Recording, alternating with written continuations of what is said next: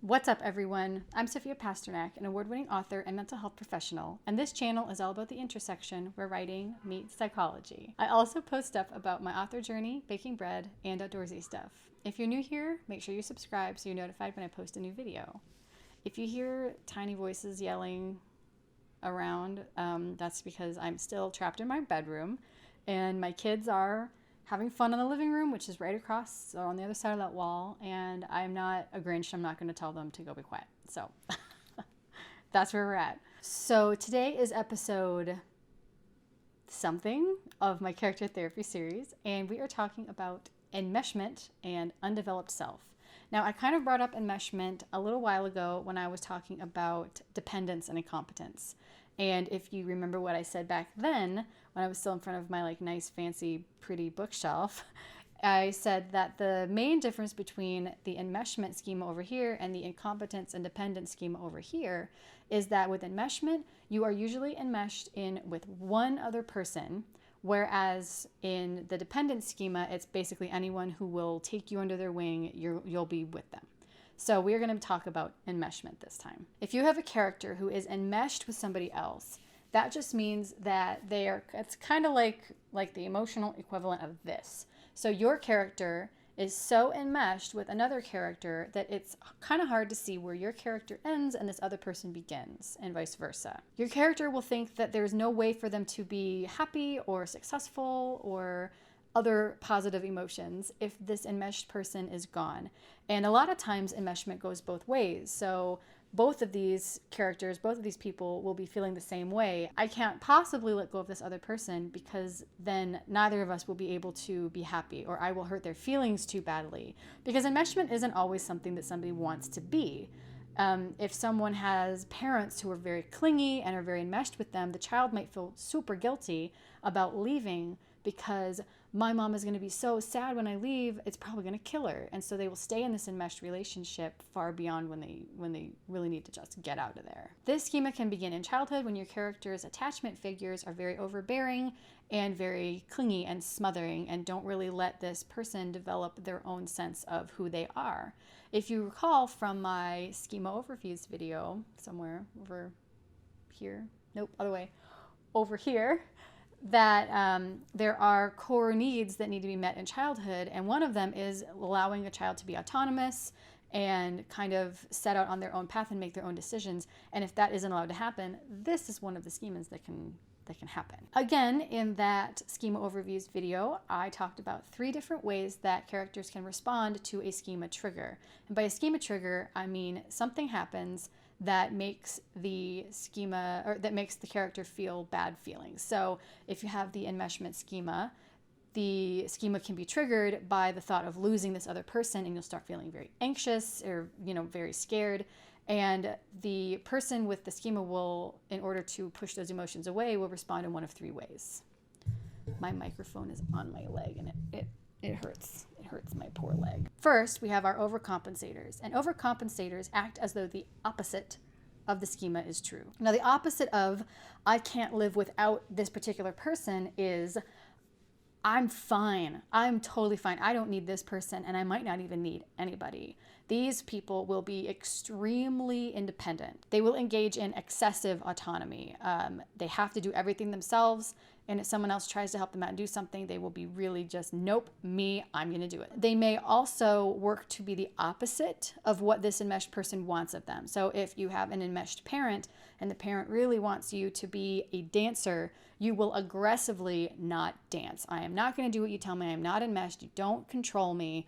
I'm going to be the opposite. Then we have our avoiders. And as usual, the avoiders just avoid. They pretend like the schema does not exist. The schema does not exist, but they are still kind of controlled by it. So when they get into relationships with other people, they will only get into relationships with people who will enmesh with them. Because it's not a problem, it doesn't exist. Sure, we do everything for each other. That's totally fine and normal, right? And they will also avoid people who value independence. So if they are dating somebody who's totally fine with not seeing them every single day, that's to them just a deal breaker, and they can't even handle it because they need that enmeshment in their life. And finally, we have our surrenderers who just succumb to the schema.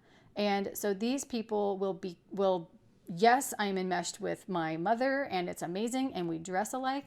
Like if you're familiar, if you watch the show Arrested Development, Buster Bluth and Lucille are totally enmeshed. Like when they go to the Mother Boy conference and they're like dressed in matching outfits and stuff, like that's enmeshment.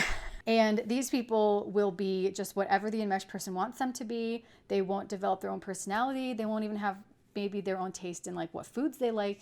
I like what my enmeshed person likes, and we dress the way that they want to dress, and we live in a house that they want to live in, and that's just how it is. We're going to talk now about the lie, the want, the truth, and the wound.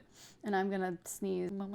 Okay. Your character's lie is the schema. It's this fundamental incorrect belief about the world, themselves, or other people in the world. I don't have a separate identity from my loved one, from my enmeshed person. I have trouble keeping sense of myself, of who I really am, separate from this other person. I am so involved with my loved one that I don't really know what I want anymore, just what they want. And I can't separate my point of view or my opinions from my loved one. So the want is what your character thinks they need to be happy. And in this case, someone with the enmeshment schema would say, well, I want somebody who is worth my undivided love and attention and just kind of glomping onto them.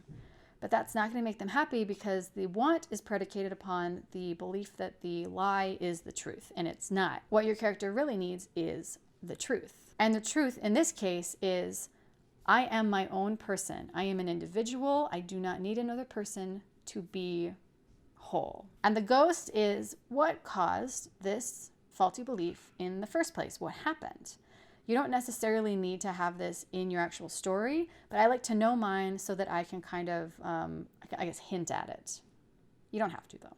Optional. All right, so now is the point in the video where you get your Word document up, or you get your Post-it notes out, or you get your whiteboard and your markers or your chalkboard or whatever else you've been using this whole time, and you write down what is your main character's relationship with their lie. And by that I mean, we just went over kind of like examples. I have examples of what the lie is, and they're all just a little bit different. So pick which one of those your character kind of relates to the most, and whether they are an overcompensator or a surrenderer or an avoider, because all of those different types of responses are going to kind of inform how your character tackles this lie and tackles their story.